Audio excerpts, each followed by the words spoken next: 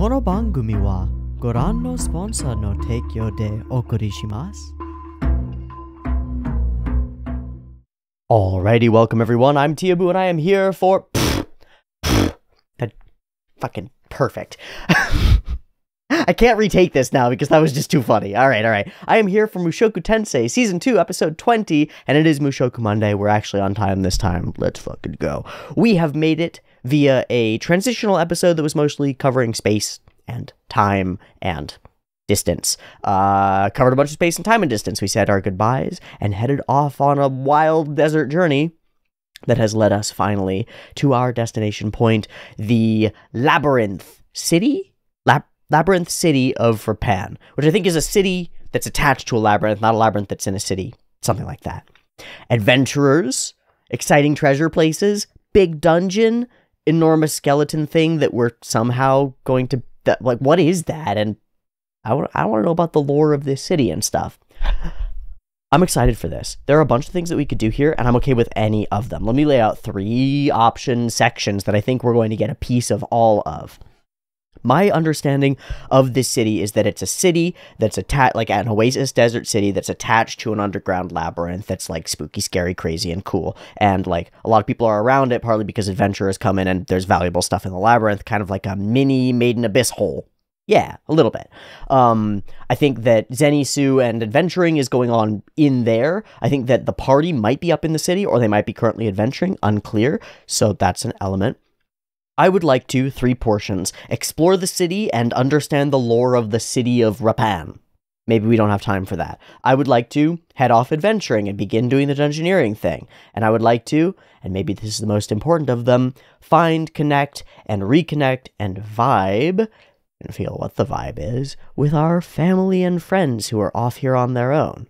Because we've only had, like, telegram communication, little tiny bits and bops of very low bandwidth information about what's actually happening. So, how's everybody doing? And how emotional and how different and how interesting might a reunion be? Because our reunions previously have been hard. So, I have to steel myself for something that might be hard. The father-son element of Mushoku Tensei is one that's tough for me to grapple with because it comes close to my own life in some ways. Obviously, it comes close to a lot of people's lives. I'm not special in that regard. We all have parents, and any of us who are male have a father. Whether he was there or not, he's an impact in your life. And so to some extent, Paul's relationship with Rudy, the parts where he's been there, the parts where he's failed, the parts where he's been great, and the parts where he hasn't been there, for all sorts of reasons. The parts where it's been hard to reconnect and difficult to see eye to eye. Those are good too, and valuable and powerful, and have been important moments for me and for many other people watching this show. So I have to steel myself for that. And so does Rudy. He's a very different person than he was when he met his father before, and when they left each other before. He's much more a man, and much more in his father's footsteps. So am I, though I don't have the opportunity to meet mine again. At least not that I can foresee. But there's something else about this time in between episodes that's had me thinking. Last episode was such a simple one, there's little to discuss about it in particular, on its own, in terms of its own particular merits. And yet, as an episode or a portion of the story, it got me thinking as much as some of the more poignant ones have. The reason is an interesting one. It's because the circumstances in the show don't match up to my own. Usually when it's Mushoku Tensei, it's the things that I can really empathize with and really see myself in that I value most. But this time it's the opposite. It's different. It's that Rudy is being forced to leave. He has to leave his place, right? Has to go, and we talked about this throughout. There's a need for him to go out adventuring, to go out and do this thing. It's a purpose, it's valuable. My purpose doesn't see me leaving home right now. It doesn't see me being forced to be separated from the people that I care about and love. I've found someone who I can, like, pattern recognize as a Sylphia-like for me, but our relationship is different from this one in so many ways, and while there's separation and distance between us, it's quite the opposite from actually looking toward a long-term separation or something. In the exact opposite way, I know that I'm going to be seeing that person this coming weekend, right? So, very different. But over this time in between, what it's made me think of is the what-if factor. The what-if. For example, what if my relationships with my family were different, and I suddenly got a phone call that was like, hey, need you to move, help take care of a parent. Now, my relationships with my family would have to be a little bit different, because at present circumstances, I don't know that I would do that. But if I consider a circumstance, a hypothetical, whatever particulars it might be, that forced me to leave and go somewhere and be estranged from the people that I care about, that's a scary thought. And what it did is something that I struggle with very much, which is, well, I struggle with and have worked on very much. But I found a new road toward it, and I thought that was useful, and I thought I might share it. Finding things to be grateful for, being aware of that which you have that you take for granted, taking stock of where you're at and what important family and friendships and support and work and life are around you, that can be very valuable. And in that hypothetical of like, what if I had to leave everything? What would I be giving up? I found some answers there. And some of them are you, person that I don't know very well, potentially thousands of miles away from me, potentially many decades after I'm actually making this video. The connection and the support and the people that I've met doing this are something that would be impossible for me to give up. If something forced me to leave this, I'd be deeply saddened. And so, it's made me value that. My own schoolwork and school friends a little bit. But also, my real-world friends. And the stability and family that I've found out here, and the structure that I have. And more recently, some romantic fulfillment that's very nice and very lovely. I think I could do it if I had to. Go out into the world and adventure if I needed to. I talked about it a little while ago, that it was a goal or a desire. We live in a very different world from Rudius is. We live in a world where a couple $100 flat expenditure and a monthly fee gets you satellite internet access from anywhere in the world via an array of satellites that are up in orbit. You can just pay for that and get it.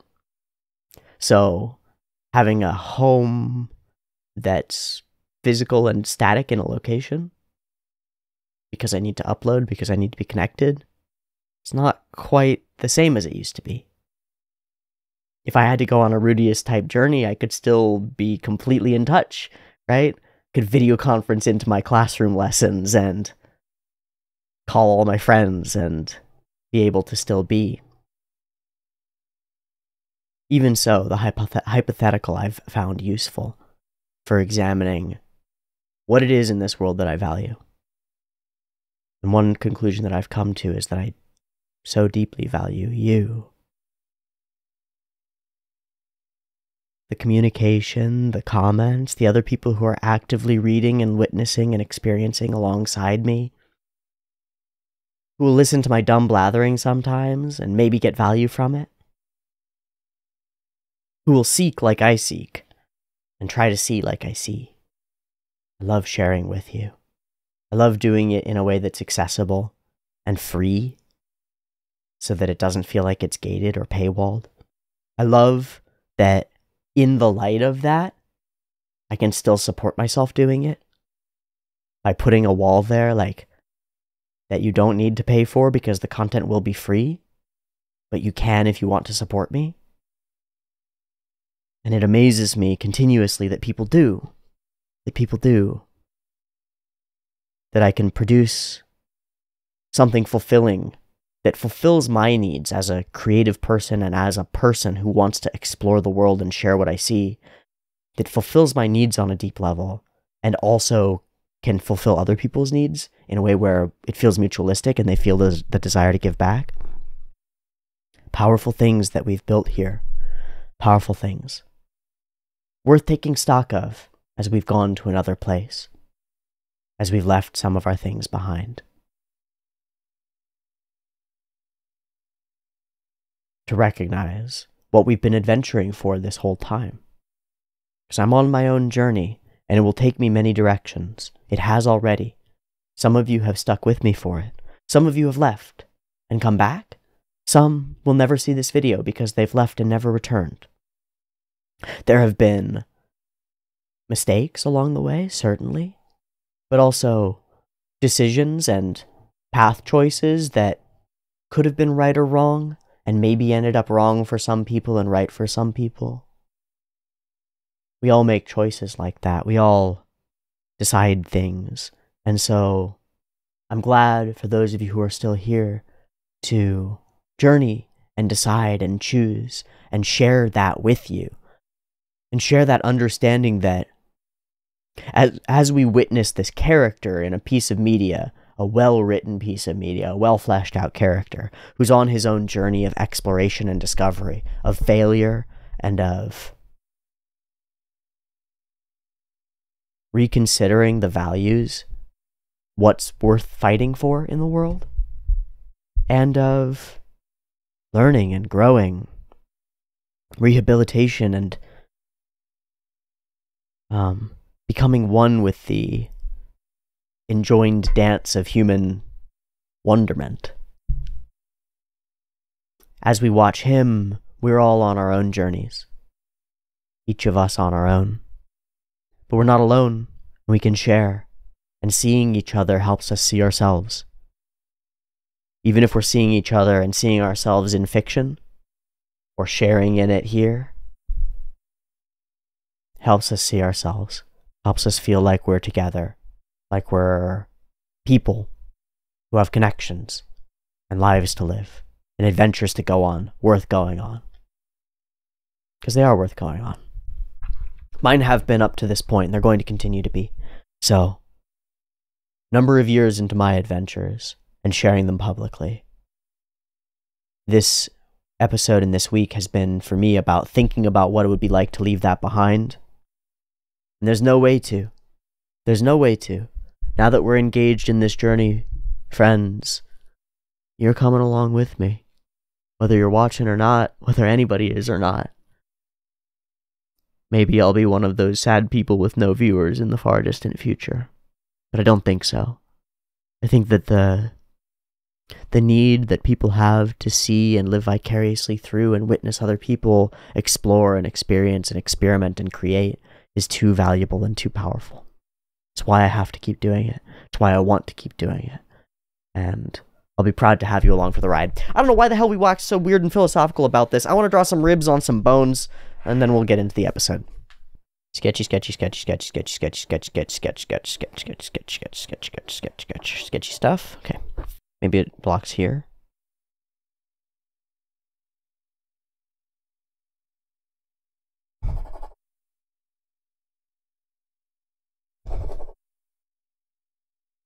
I don't know, I'm going to say this one's broken. And there is like a big sternum piece though, right? City stuff. I don't know, scrambles. Yeah, we'll call it city scramble. This is a city scramble. This is a soft city scramble. Sick. Okay, so this is like a bone thing. These are all bone things. It's a cool space. It's very close to the opening frame of the episode, which I had seen before. It's very close. Okay, cool. Okay, folks, and that is the whole deal. We are ready to go for episode 20 of Mushoku Tensei Season 2. Let's go ahead and dive into this labyrinth city of Rapan and see what the hell we're going to get on to. I've got some ideas. We'll see which ones come into play, or if it's something unexpected.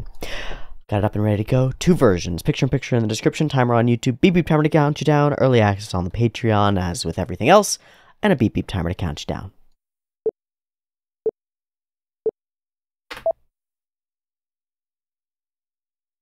love starting there. That's so much fun. Yes!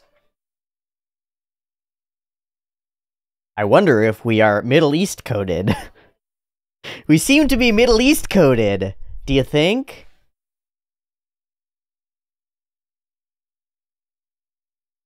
Thank. It's just a mountain. How soon are we gonna find— Whoa, that's a much bigger door than I thought.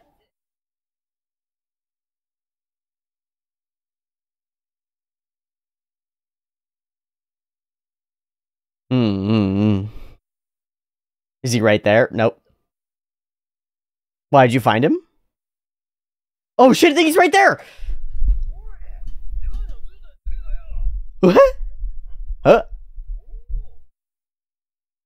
Janaika? Yeah, what the— Yeah, we got here so fast.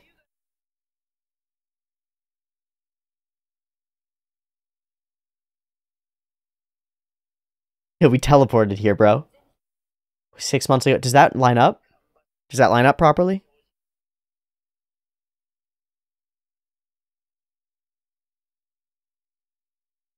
Geese seems so much more normie. He's just not framed in interesting ways, so he doesn't seem scary. Or, like, interesting. Just a homie. I don't trust you, Hoyd. I don't trust you, Hoyd.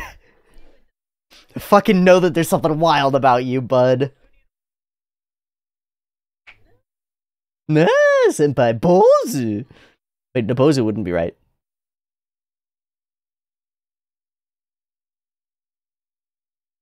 Here we go. Looks like we're gonna be in for some serious business, potentially, this episode. It's what the whole season's been about, so... Been building to this.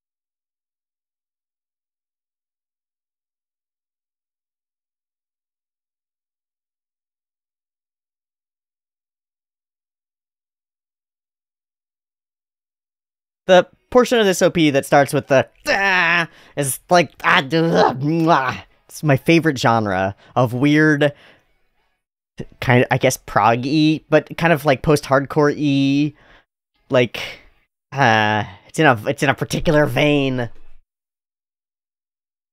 Death of a Strawberry era Dance Gavin Dance, or instant gratification era. It's like I want to eat it all. I want to eat it all. I want to put it in my face.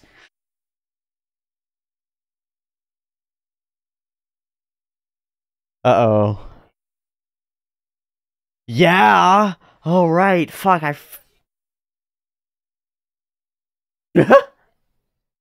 Wonder how pitiful he'll be. We're in a way different spot.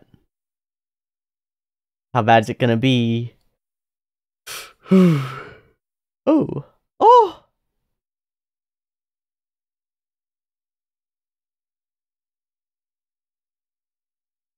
Is he okay? Is he just sad boying? Or is it bad bad? Yeah, man. No, we're chilling, bro.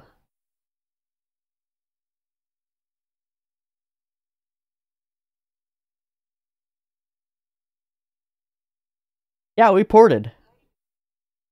Maybe tell them about it sooner because it's weird shit.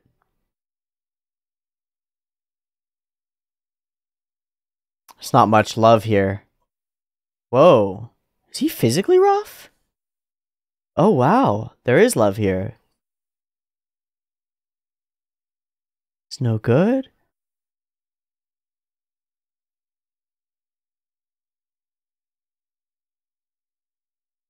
Pretty pathetic. Is this all psychological or is there a physical element? Yeah. Hugely, yeah.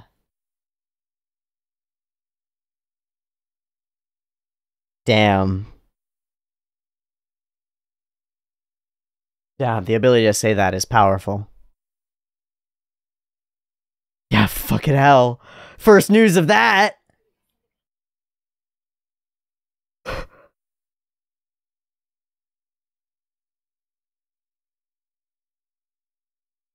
Aww. Hmm. And it's like, it's not as though Rudy hasn't felt that, like, feeling like you're a hopeless dad. But then hearing it from his own lips, it's so much harder. Is he going to apologize to her as well?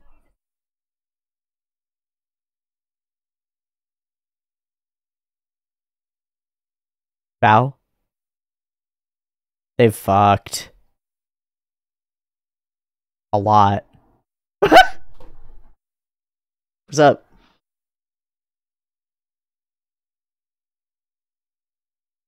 Down on the knee. Thought so. Yep.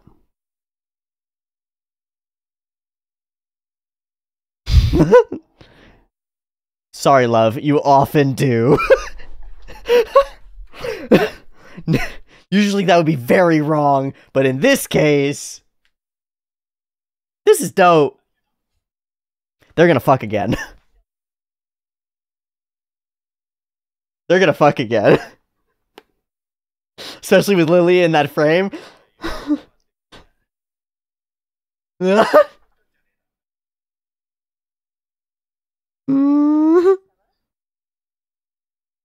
My love.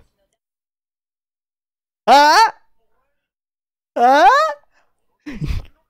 The future priest, the future pope, dude. Okay, maybe I'm wrong. I have scary feelings, though. It's one of those vibes. It's like, oh, you just happen to meet your sweetheart from high school? No, of course nothing's gonna happen. He is. He is. Damn. Damn. This is hard for me. This going so well. This is hard for me.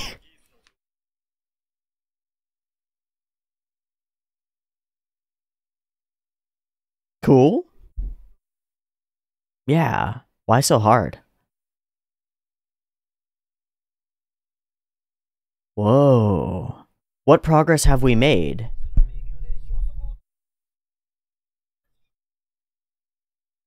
Oh. Oh. How can she be trapped in there? Whoa.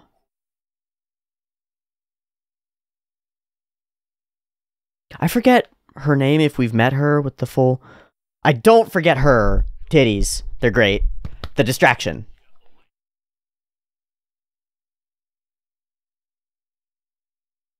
We just saw this guy in the OP. Tallhand. Yeah, good name. Wait, Tallhand is a... Is that a Lord of the Rings? Is he gay? He just asked him. He just booty popped him. He just toggled the boggles. Whoa. What's going on with Roxy? What just happened? Yo, this is a pervy labyrinth. Labyrinth has taste. Sorry to be jokey. I know that Roxy isn't dead.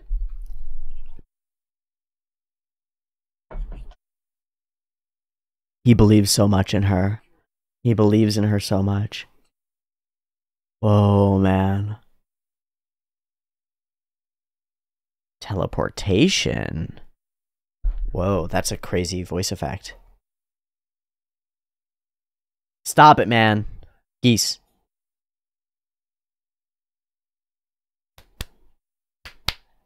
Hey, man, you gonna snap out? He's fully dissociating. We can talk about this.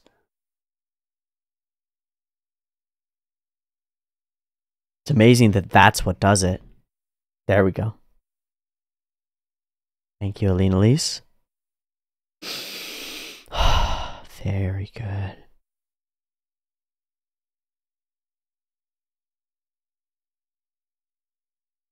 Powerful. Whoa.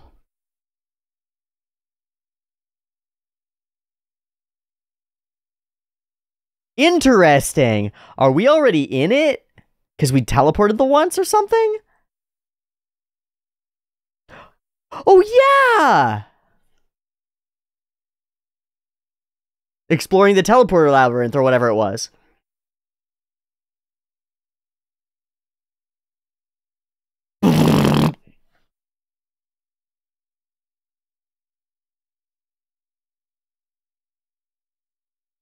Oh, he's reading left to right, too.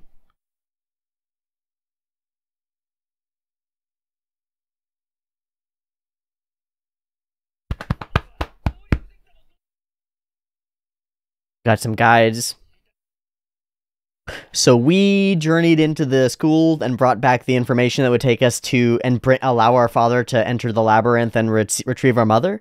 That's accurate. That is correct. That is correct. That is correct. Just like going to the belly of the whale to rescue your father, which was the original rescue of the father. Oh, we're gonna share sleeping. Oh, everybody's gonna share sleeping quarters. Okay, good. Sorry to be such a pervert. No, I'm not.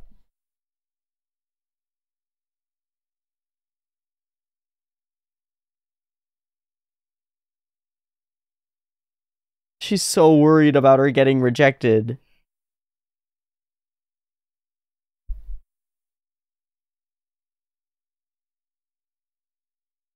That is all she seems to... Yeah, you've drilled that out of her real good, Lilia.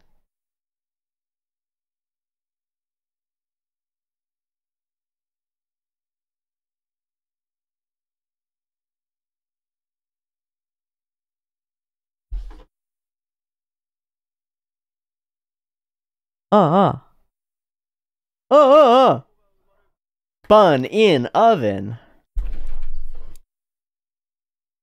Entombed.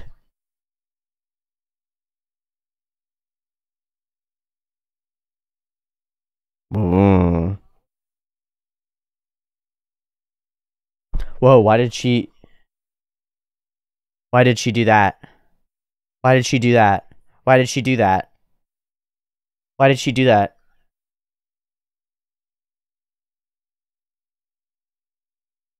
Okay, we good? Be excited, please. Okay.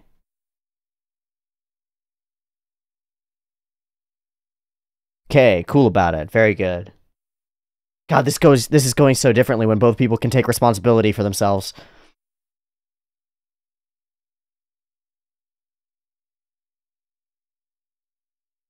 Scary.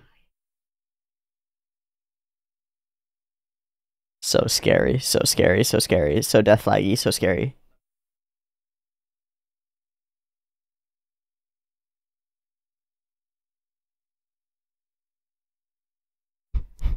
So how long till we Eiffel Tower one, kiddo?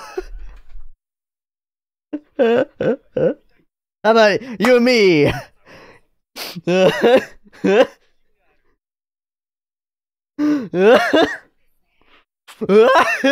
Uh-oh. Uh-oh.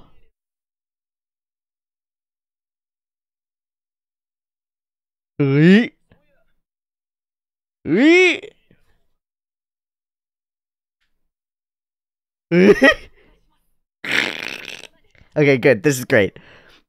Goofy gossip, great. I thought he was gonna ask some spooky questions like, "Hey, so when did you cheat on mom?" Something insane. Okay, great. Woo, we're going in. Oh my god, we're going in. Are the three of you not coming? I understand Lily not coming, but the other two? I guess not.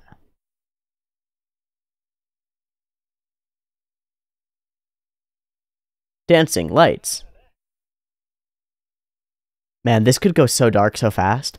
Whoa.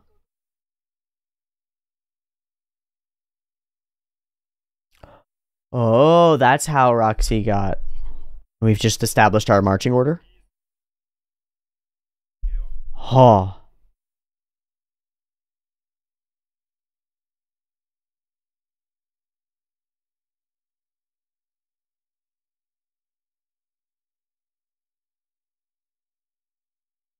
Yay. Fun. Fine. Fun. Good. Let's keep it up. I'm not worried about the simple stuff. I'm worried about when we get the unexpected. Because I feel like this is a shoe drop sort of labyrinth, you know? I've read Solo Leveling. Completely.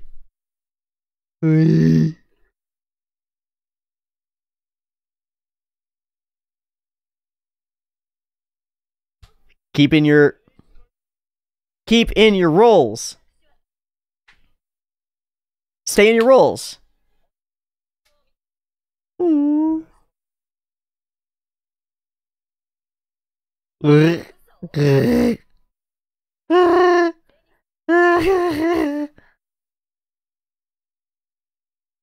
It's having fun. Doing a father and son thing. It's so cute. Married.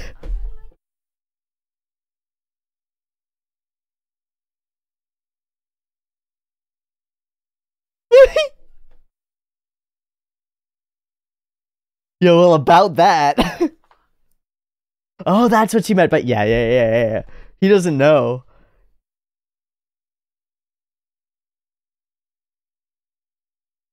Burn him. Oh, don't burn him. Thanks, bro. That would have been good to know early, but good to know.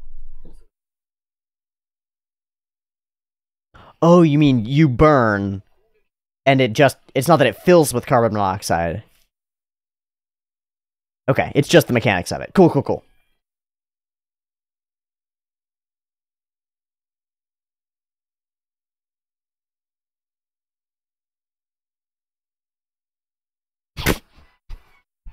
Rudy!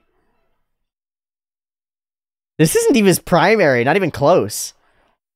This is just a shitty water version of his primary Earth stuff. Fuck, Rudy's good. Wondering what's gonna be fucked, dude. Something's gonna get fucked. This is such a scary labyrinth style with teleporters everywhere. Something can so get fucked.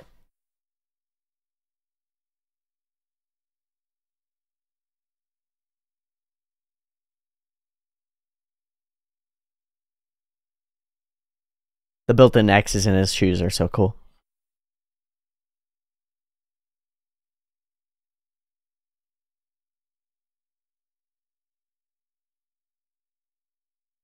Mmm. Those are silly. Oh. Okay. Primary challenge 1. Roxy. Find. We've already traversed this space. Oh, and the book. Cool. Yeah, this is so good. I feel like we're honing in on focus to expand or like drop a shoe. But I'm just traumatized and scared.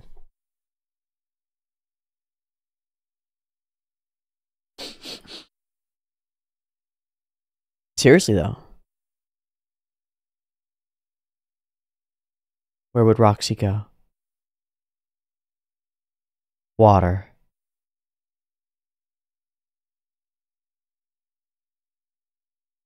Huh? Vibe. It's her staff. Sort of. Yeah.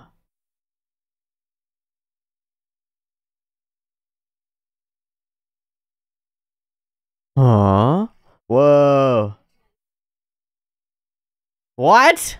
Oh, he can hear her. She's in there. Or maybe he's feeling her existing magic?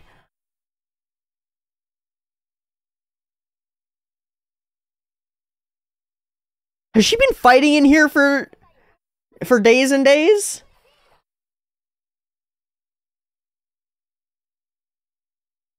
She sure fucking has. King of Zero who reaps all heat. So sick nasty. Dude, we haven't seen Roxy for real in forever. She has been here for days. Holy shit. We're gonna get there right in time, baby. Ah, fuck. They just keep coming? Hell of a wrinkle to the teleporter. Fuck. That was close. Fuck! No, stay back!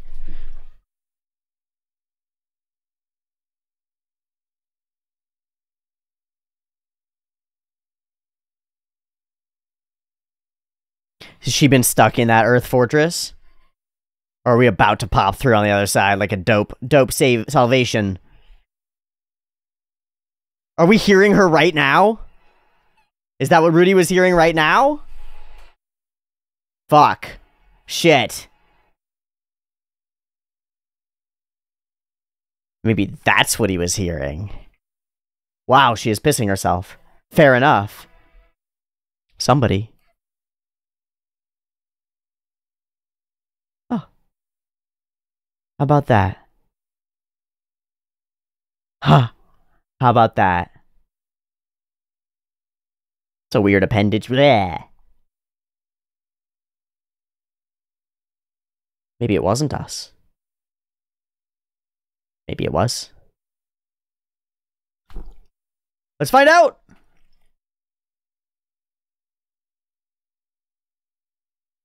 It was us! Of all people... Ah! Ah! Ah!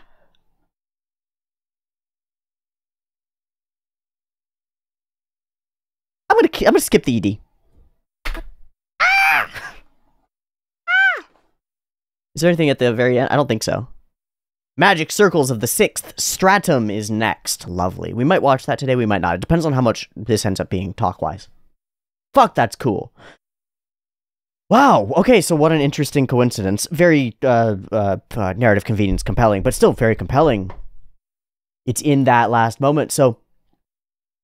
I would love to have the moment of knowing what Rudy was overhearing, so that it could piece together. Was he hearing monsters moving? Was he feeling, Roxy there? Or what did he hear her say, save me? Was it, is it...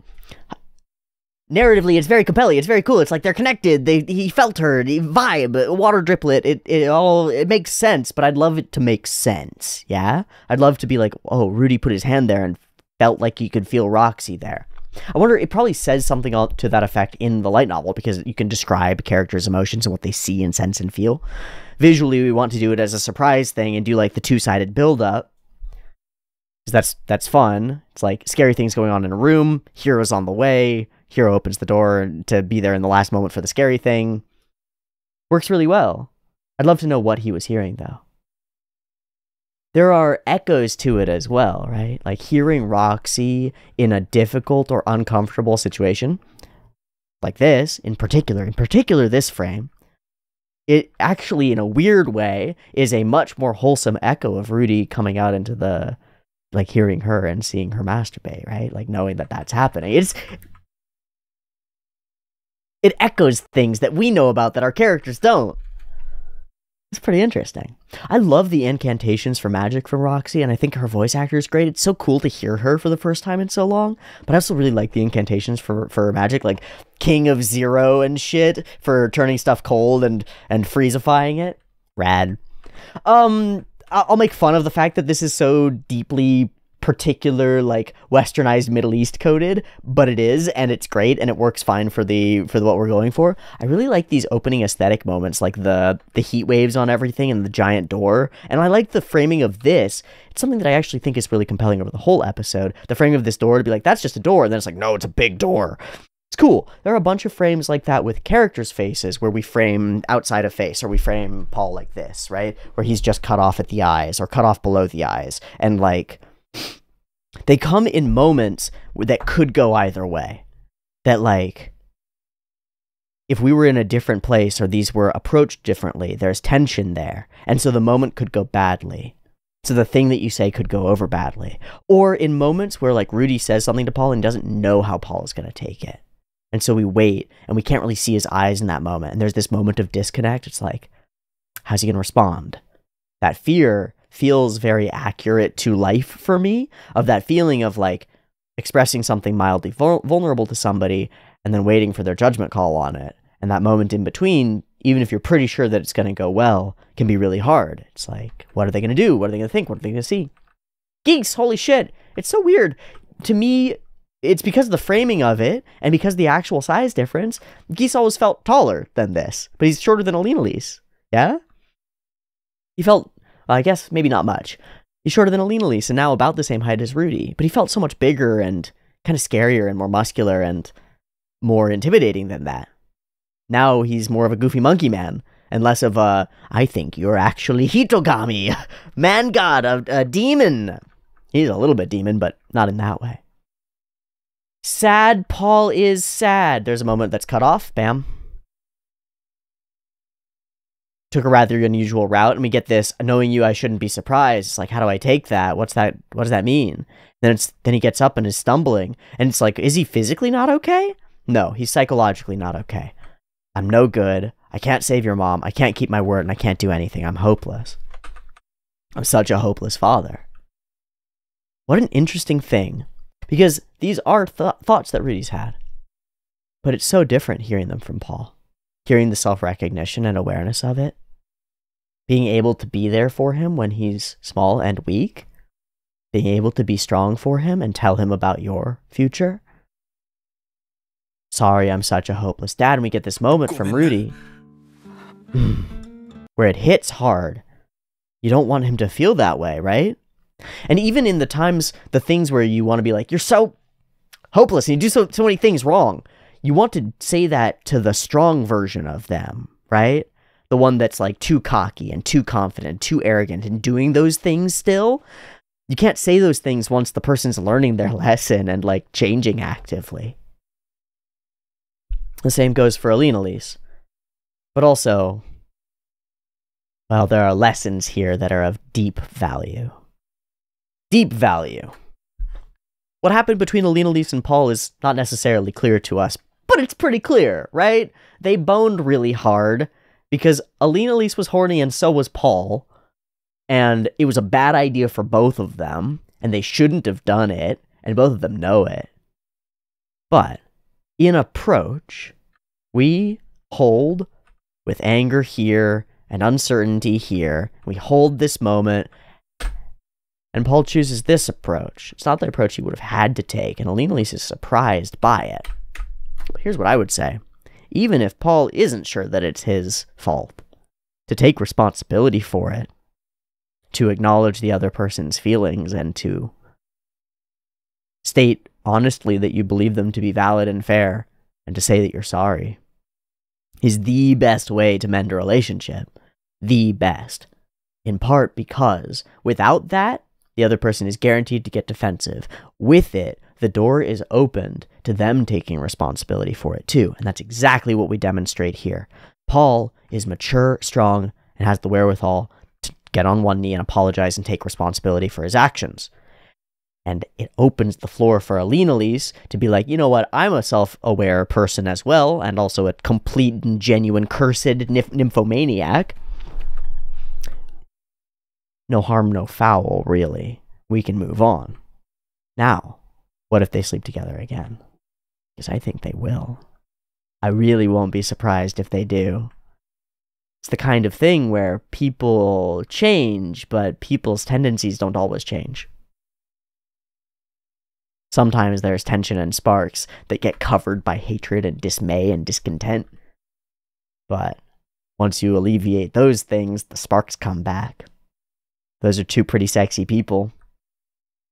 We'll see. Cliff is much better than you for her. It's wonderful. It's glorious. A friend that I can respect. A much better man than you. But at least for her, for sure. And then we move into actually explaining the reality of the thing. And there are a couple things that happen amazingly here. First, just details, exploration, information. Fucking Tallhand comes in. You look as clever as I've heard, and is staring at the ass. What a clever ass you have. And now we're all here, and he realizes Roxy is not. Suddenly, the faces are grid. The framing changes so much, dark and light, and we lose it. Rudius's faces and expressions here are amazing. His denial is amazing too. It's a powerful indicator of what Rudius will go through in the future when he does actually lose somebody. He is not that stable or that strong. If he loses somebody important to him, it's going to rock him badly. He almost loses a significant degree of his composure here just thinking about it. But we've come much further than we were, and that's what we're going to really dive into, is the mode of coping and the way that he manages to get out of that. But also, the way it's expressed to us is very powerful. There's no way, and I don't want to know. So, not only just denial, but denial of own feelings. Desperately wants to know, but does not want to know. Couldn't stomach the truth. So all these reasonings, these logics around it pop up. Denial of grief. There's no way she can do it solo. She's so strong. But also, more importantly, she means so much to me. I owe her so much. I idolize her. She's holy. And then it's here, and the sound design is what really starts to change. There's a pan to it, and a filter, and a muffle to it that's really amazing and distant. And goes way further as we dissociate completely, pull out completely, and become more and more distant to everybody. The argument that they're having isn't a helpful one, but we're not there in that space. We need to be snapped out of it by somebody else. So what if we didn't have somebody else? Would Rudy be okay? Maybe not. Maybe not. What if it weren't just a possibility and it was a reality? What if he showed up and Roxy was dead? Would Rudy be okay? Would he be capable of holding it together?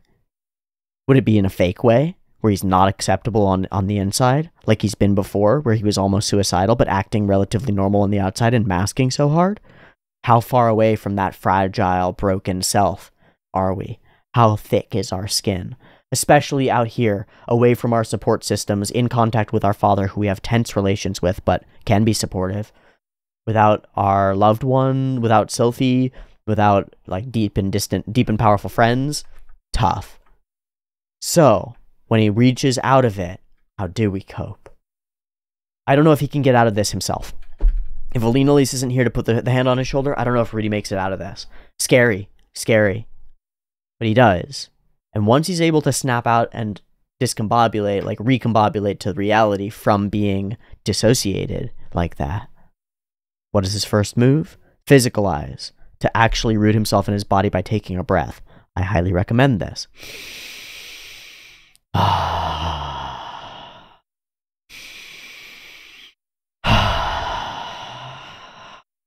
And if you can do a double inhale and a nice slow exhale, or a hold in between.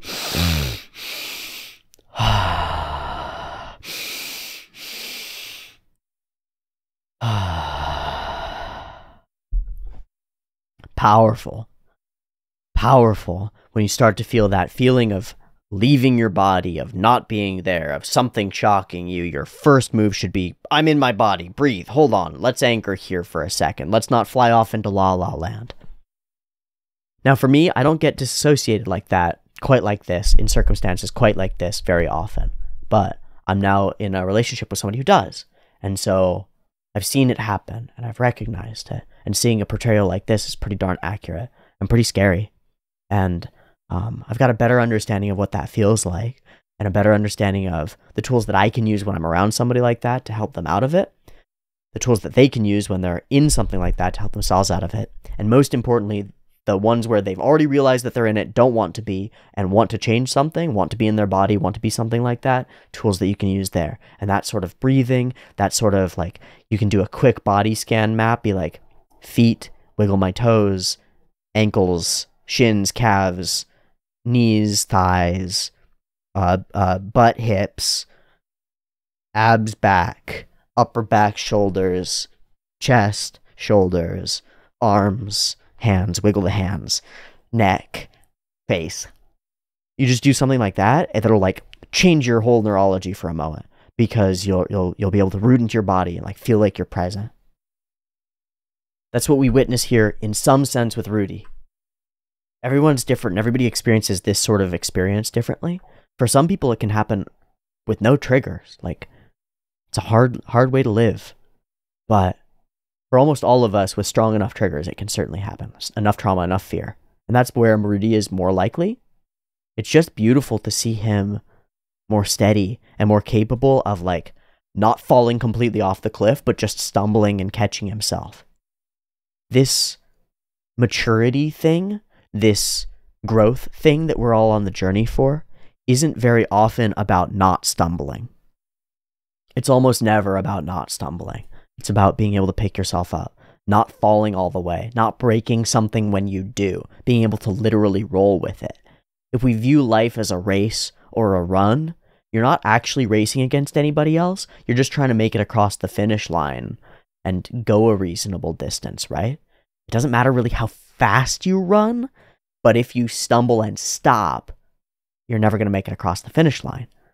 So when you evaluate your life, it's not about like how many times during each lap you stumble. Like how many times during each year do you have a hard day? Unimportant, right? It could be every day, right? You could be a person with the race equivalent, the running equivalent of a deformed foot, right? Where every single step you take is a limp, and you can still cross the finish line great by your own pace, right? Just about compensating for it and getting a groove going. What if it's every third step? What if it's every 10th and you actually stumble and fall all the way to the ground? You're going to have to find a different coping mechanism. You're going to have to find a way to roll with that, to like literally roll back onto your feet and keep going. Does that take you a minute, a few seconds to take a breath and suddenly you can keep going? Does it take you a day where you need to take a day off and be like, fuck, I feel terrible for a day and I'll feel okay tomorrow and I'll get back to it? Does it take you a week, month, year? Sometimes a year. It's okay. That's okay. Stuff is gonna hit you like this. Psychologically, physically, in reality, in every sense. It's hit Rudy over and over. The whole journey has been like that. From the manic catastrophe to losing Eris to all sorts of things.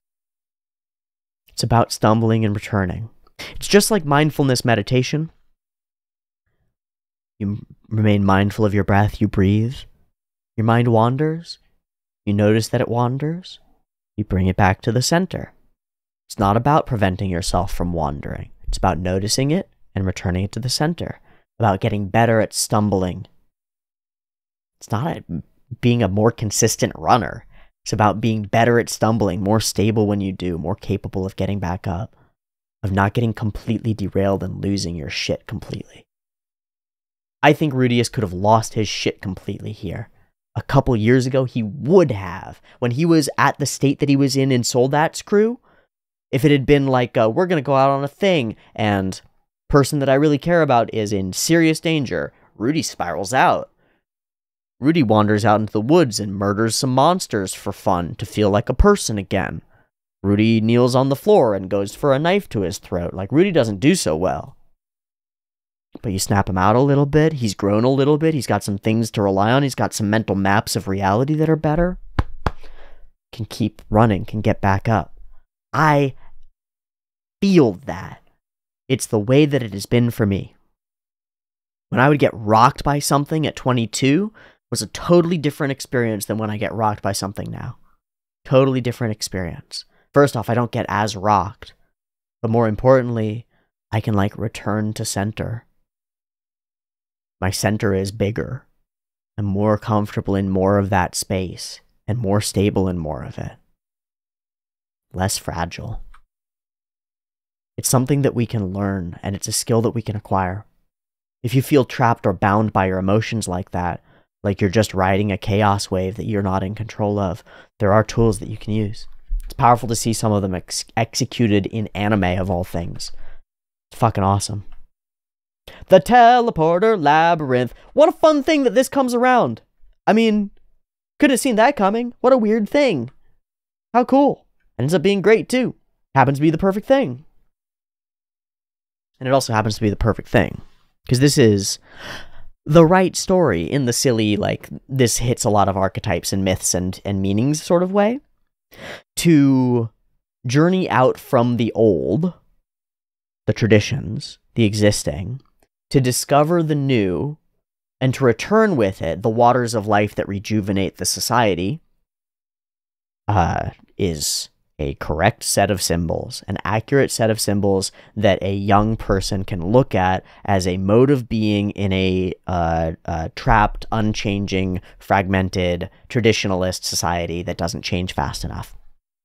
The right role for the youth in a situation like that, because every society will stagnate, every society is run by the people who have been running it, and consistently so.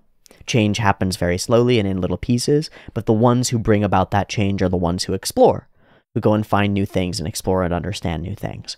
So, one of your goals as a human being, in my outlook, one of all of our goals as a human being, is to go out from the root of the tree, from the core, to branch out, to filter out through the world and find interesting bits, and bring them back to the center and share them with the group. Share with the class. In your family, that will mean, on a specific level, going and finding new ways of, say, being a family, right? Because almost every family is broken, and almost every family is restrictive, and almost every family has its own set of traditions and ways and morals and ethics and meanings, and they're almost always wrong to some extent, because nobody's right about everything. But everybody else is right about something, some piece. So in your experience of life, you're going to meet other people and see how they interact with other people and see how they friendship and see how they family and see how they child and how they do their lives. And you can learn and grab some things from that and then bring them back to your center so that when you interact with your family, maybe when you have one of your own, you treat them differently. And everyone does this without thinking about it. But if you think about it, you can orient your life more effectively around doing it. You can do it in terms of your media consumption, in terms of your learning, your exploration, in terms of research, in terms of poetry, of writing, of creation, of music, of art, whatever it is. Go and find it and make it and manifest it in the world and bring it back and share it with the class.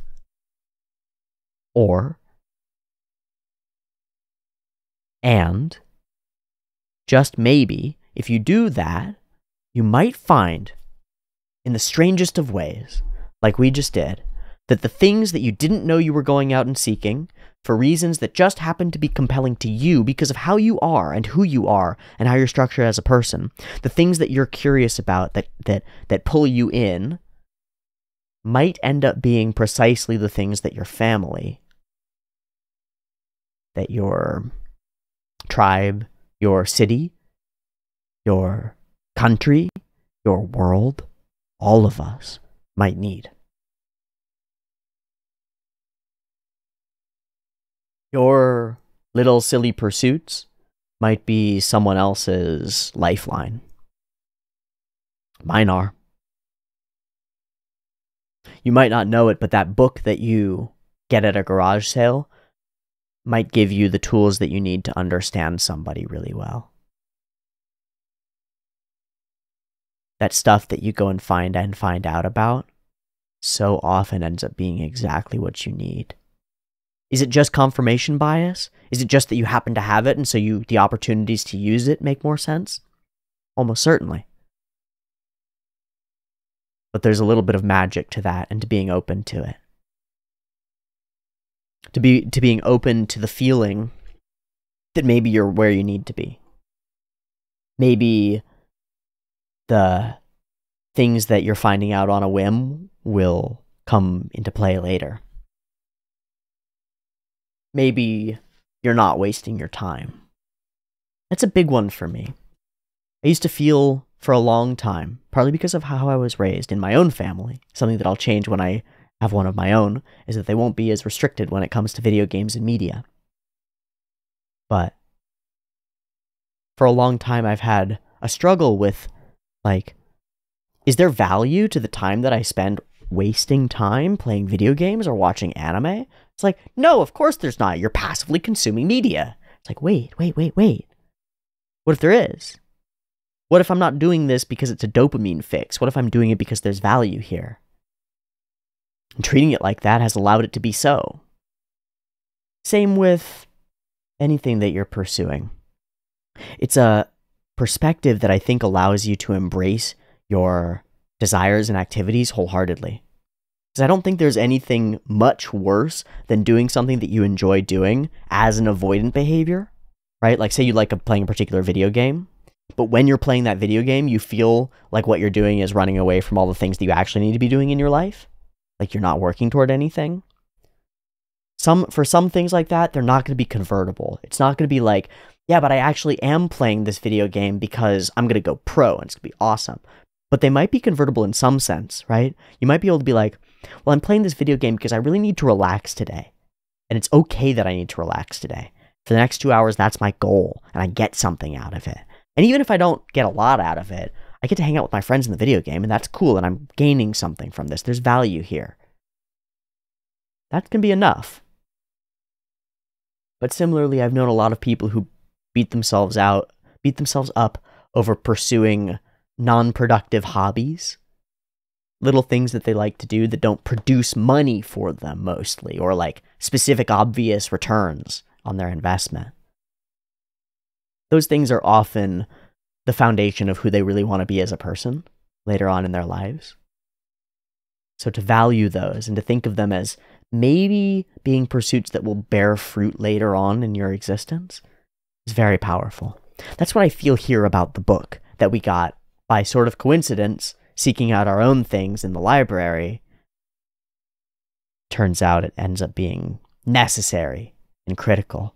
Just like a lot of the friendships that we've made have been like friendships that have been made because they're good friendships to make or because they make sense in convenience and circumstance.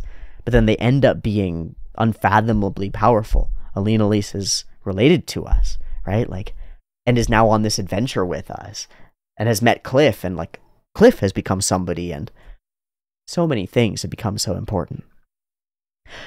Now, this is pretty interesting. Lily is pretty fucked up in the head, huh? I'm not going to dwell on it too much, but the whole perspective of like, she's doing her duty, she's not causing trouble, she isn't being selfish, is like, wow, can really understand what you don't value in a person. You know, their personhood. You've been really abused, dear. Like, deeply. So it makes sense in some way. Getting to see that makes me understand a little of why she's so attached to Paul. Because even if he doesn't treat her great, he does treat her like a human to some extent. And that might be way better than she's used to. I wonder. And then getting into horny talk, very fun. Grandpa Paul. Back and forth apologies, vulgar questions, sexy chats. Yes, please. Handy tricks, cool information, cool bits and bobs as we'd venture in. I like the X-marked boots. They're super dope. The little flashes of Sakuga and movement are fun, but nothing smancy. The banter between them makes me think that they're hot and heavy. I don't know, it just feels like it. The logic and stuff all makes a lot of sense. It's the stuff that we never think about when dungeon diving, except in certain shows, like Goblin Slayer kind of dives into that kind of stuff a little bit, like pour fire down the hole, ignore actually going in and fighting the goblins, who cares? Rudy's magic seems dope. The connection throughout between him and Roxy feels really solid. And then the build-up toward feeling Roxy and showing up right in time ends up being really cool too. I don't know if it's my favorite. I think it could have been executed more powerfully, but there are pieces of it that thrum at my heartstrings and make me feel vibes. So, an episode of beautiful reunions. Our characters have come together, some of them. What a good time. I think that's probably going to be it for today. Let's see, there are 24 in the season. So if it were just this today, then it could be 21, 22, and then 23, 24. But I don't know if that'll be ideal. We'll see how things go from here as we've met up with Roxy once more and move forward into the labyrinth. That's one big check mark. And she's been in here for a little while, so maybe she'll have some information to share. And from there, we can springboard into seeing what's really going on and moving toward that 6th level and the teleporters within it, which is the title of our next episode. Wonderful, wonderful, wonderful. Thanks so much for joining me for this week's episode of Mushoku Tensei. Hope you enjoyed it in the discussion around it. I found this one interesting. It's not an episode that rocked my socks in sort of the way that I thought that some of the emotional moments would be, but in some sense, the way that it's understated about them worked better. This wasn't as dramatic or as powerful or as scary or as deeply emotional. It could have been, though, and that's the part that I find most compelling about it, is that I think we've just gotten a really powerful set of examples of the man Rudius is becoming and the way that that man can interact with other people in his life now that he's stepping into this full adulthood piece of his existence. It's very cool.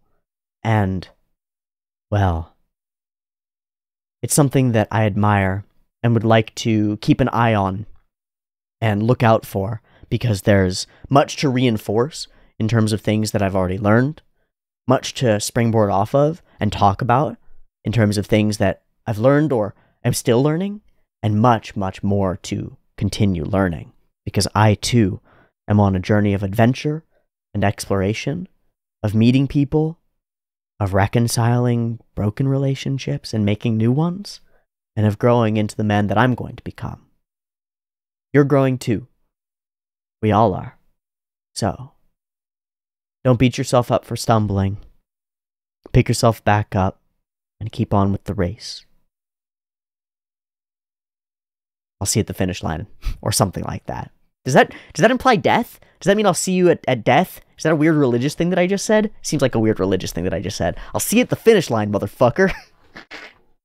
It's cute. That's cute. I'm taking you there. We're going together. Straight to hell! Silly. Thanks so much for watching Mushoku Tensei. Thank you so much for watching Mushoku Tensei with me. Hope you enjoyed it, and I'll see you next week for more. Catch early access on Patreon. Check out the next episodes as we go. Much love. Peace.